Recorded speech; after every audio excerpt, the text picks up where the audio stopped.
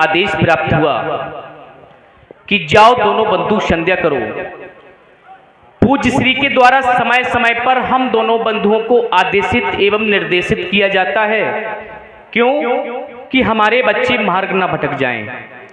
आज भी आप कथा कहते रहे, हम सभी सुनते रहे। संध्या का समय हो गया, एक आदेश मिल गया कि जाओ संध्या करो।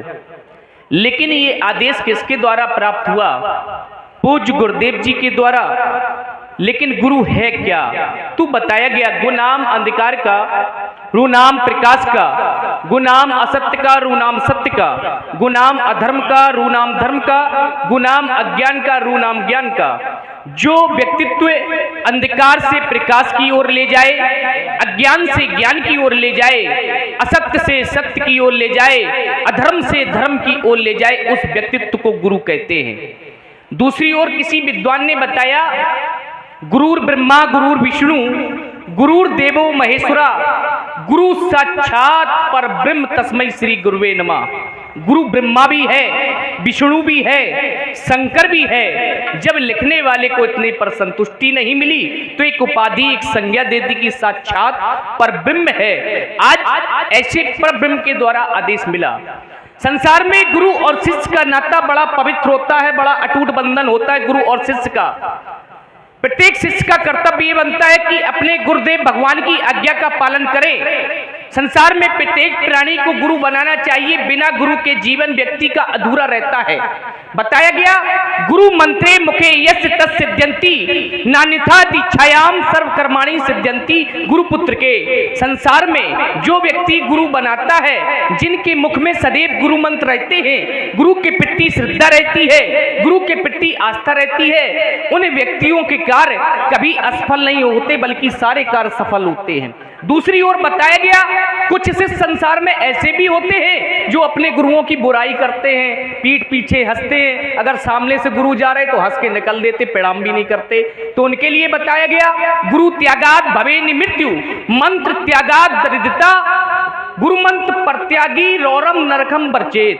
संसार में जो गुरुदेव भगवान को त्याग देता है या उनकी बुराई करता है, उन व्यक्तियों की अकाल मृत्यु हो जाती है। ये अकाट्य सत्य है। जो व्यक्ति गुरुदेव भगवान के बताए हुए मंत्र को नहीं मानते या बताए हुए रास्ते को नहीं मानते, वो व्यक्ति दरिद्र अर्थात गरीब हो जाते हैं। और जो व्यक्ति इन दोनों को नहीं मानता, उसे रौरव नरक की प्राप्ति हुआ करती है।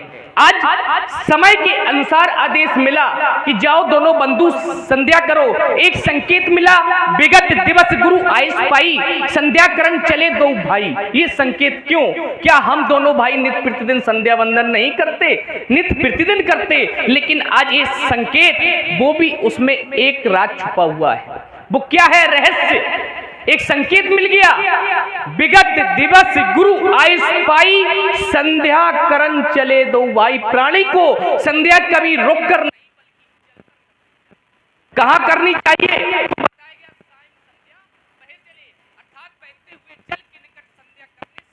लाभ प्राप्त होता है। संसार में सभी माताएं बहनें भाई बंधु संध्या तो करते हैं, लेकिन सभी लोग यही जानते कि शाम को हम जो करते हैं वही संध्या होती है। ये सब जानते हैं, शाम को जो हम करते हैं वही संध्या होती। जबकि संध्याएं तीन बताई गई, उत्तमो सूर सहिता, मध्यमो लुप्त भास्करा, अधमो तार को पेता, सायं संध्या त्रिदाय स्मृता।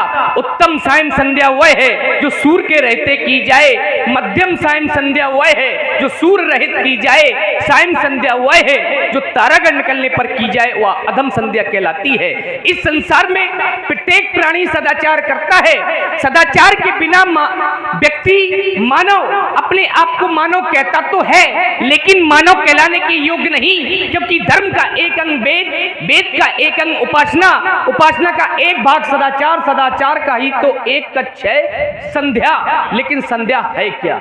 संध्या शब्द की उत्पत्ति कहां से हुई? संध्या करने से लाभ क्या प्राप्त होता है? संध्या है क्या? तो संध्या एक आध्यात्मिक यज्ञ है, संध्या एक देवी है, संध्या एक नियम है, संध्या एक उपासना है जो जीवन में स्वच्छता एवं प्रखरता को लाने का कार्य करती है। संध्या शब्द की उत्पत्ति संधि से हुई, दो पक्षों के मेल को संधि कहते हैं, या ये कहते हैं दो पक्षों के बीच के मनमुटाव एवं बिखराव को जो एकता के सूत्र में बांधे, उसे हम संध्या कहते हैं। संध्या करने से लाभ क्या प्राप्त होता है? जिन व्यक्तियों से अनजाने में पाप हो जाते, जो लोग अनजाने में पाप करते हैं, जिन्हें हम जानकर के नहीं करते अनजाने में, उनके समन हेतु प्रत्येक प्राणी को मां संध्या का अर्चन और वंदन करना चाहिए। संध्या करते समय किसका ध्यान करना चाहिए?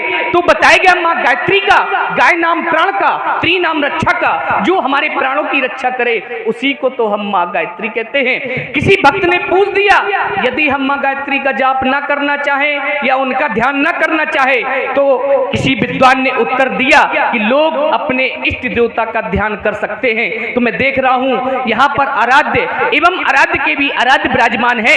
तो सर्वप्रथम मैं अपने पूज्य गुरुदेव जी की वंदना करता हूं, जिन्होंने मेरे जीवन को यथार्थमय बनाया, ज्ञान की गर्मा से ओतप्रोत किया, आगे बढ़ने के लिए मार्ग प्रशस्त किया। पूजा में 4 की प्रधानता बताई गई, ध्यान, पूजा, मंत्र, मोक्ष, ये चारों गुण हमारे पूज्य गुरुदेव जी में विद्यमान है।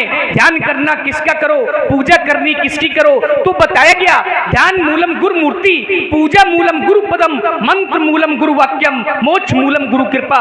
ध्यान करना है गुरु मूर्ति का करो, पूजा करनी गुरु के श्री चरणों की करो, क्योंकि गुरु वचन महान मंत्र होता है। जिस व्यक्ति को गुरु कृपा प्राप्त होती, वो व्यक्ति सीधा मोक्ष को प्राप्त होता। कहने का मतलब इन बातों का मूल क्या है कि प्राणी को जिस प्रकार से प्राणी अपने जीवन में नित्य प्रतिदिन भोजन करना नहीं भूलता, इसी प्रकार से प्रत्येक प्राणी को नित्य प्रतिदिन भजन करना नहीं भूलना चाहिए। तभी तो कहा गया, जिसने जवानी में भजन कर लिया, जिसने जवानी में भजन कर लिया उसका बुढ़ापा सुधर गया, और जिसने जवानी में भजन नहीं किया उसका बुढ़ापा बिगड़ गया। जवानी में भजन जरूरी है, बुढ़ापे में मजबूरी है। तो इसलिए जवानी में भजन करते रहो, ईश्वर से जुड़े रहो। लोग कहते हैं कि ईश्वर हमारा नाराज है, हम इतनी पूजा करते हैं, हम इतने परेशान रहते हैं। परेशानी का कारण क्या है? हम अपने ईश्वर से प्रेम नहीं करते। मंदिर में जाते हैं, थाली लेके पूजा करने पहुंच जाते, टीका किया, बंदन किया, आरती की, चले आए, प्रेम कोई नहीं करता। जब कष्ट में होते तब ईश्वर को याद करते, बाकी सुख में भूल जाते हैं। ईश्वर से प्रेम करना प्रारंभ कर दो। मैं वादा करता हूं इस मंच के माध्यम से आपके जीवन में कभी परेशानी नहीं आएगी, ये मेरा वादा है। आप जिस दिन अपने इष्ट देवता से, अपने कुल देवता से, अपने ईश्वर से प्रेम करना प्रारंभ कर देंगे और उसके बाद पूजा करेंगे, तो वो आपकी बात स्वीकार करने के लिए अवश्य आएंगे। वो एक अर्धाली सार्थक हो जाएगी। जो किसी लिखने वाले ने लिखा है कि भगत के बस में है भगवान, ये क्यों लिखा गया है? ये इसीलिए लिखा गया है। तो एक बार सभी माताएं बहनें जो ईश्वर को मानती हैं, जो इस संसार में जो ईश्वर है उसको मानती हैं, वो सभी लोग दोनों हाथ उठा करके जय घोष करेंगे, बोले गुरुदेव भगवान की। बताओ, अब आधे से ज्यादा की आवाज नहीं आई, इतनी जनसंख्या है, तो हमारे इतने समझाने का कोई मतलब नहीं निकला है।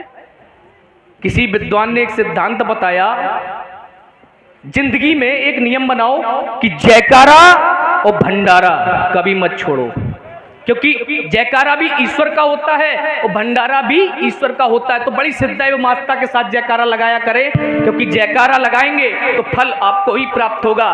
तो एक बार उस पर में जयघोष अवश्य करें, दोनों श्रद्धा के साथ हाथ उठा करके। बोली गुरुदेव भगवान की, बोली संध्या देवी की, लोकाभिरामम रण रंग धीरम राजीव नेत्रम रघुवंश नाथम कारुण्य रूपम कणाकरंतम श्री रामचंद्रम शरण पद्दे। पुनः जयघोष करेंगे, बोलिए प्रभु श्री रामचंद्र की जय हो। लक्ष्मण जी